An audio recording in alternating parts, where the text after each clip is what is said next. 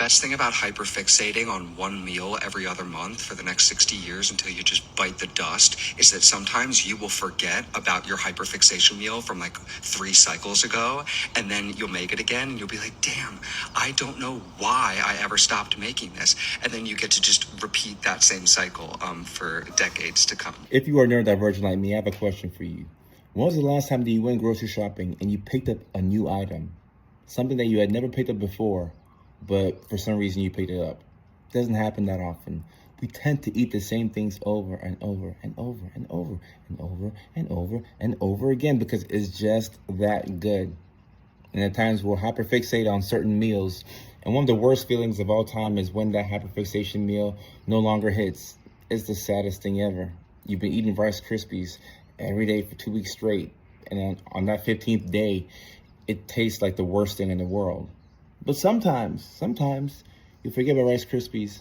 And then a couple months later down the line, all of a sudden Rice Krispies taste so good for you.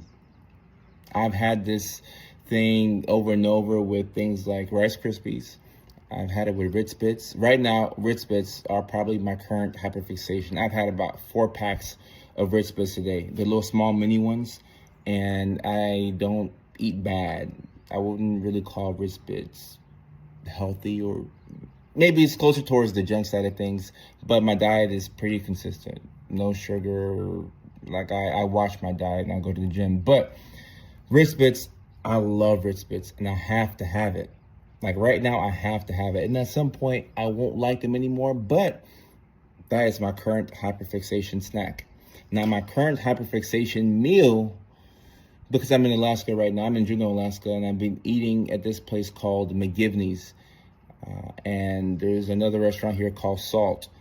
And at both of these restaurants, they have this meal called the chicken piccata. I wish everybody in this lifetime could experience the chicken piccata. I don't know where y'all live, but maybe there's a chicken piccata somewhere out there. If so, y'all should have it because that meal is absolutely outstanding. I went to the hangar here also in Juneau, Alaska, and I tried the halibut piccata. So it's fish, but it's also piccata, and it didn't hit. The food was okay, but it didn't hit. I was like, oh, this is not my hyperfixation meal. I need the chicken piccata. And at some point, I will no longer want to eat the chicken piccata, and that's okay, because I will revert back to my old hyperfixation, and that is the 3 cheese ravioli from Il Tramezzino in Studio City, California. That's my favorite restaurant in all of LA, and I can't wait to go back in a couple of weeks to get that meal. I used to eat it every single day, and what had happened was my stomach, I started, having the bubble guts, and I'd be in the middle of CVS, and I gotta go empty my bowels. And I kept eating that meal despite the GI issues because it was just that good. And at some point, I lost the taste for it, and it was sick for me to eat it. I couldn't eat it. But I've been away from LA for a while, and when I go back, I can't wait to get that 3 cheese ravioli from Il Tramezzino.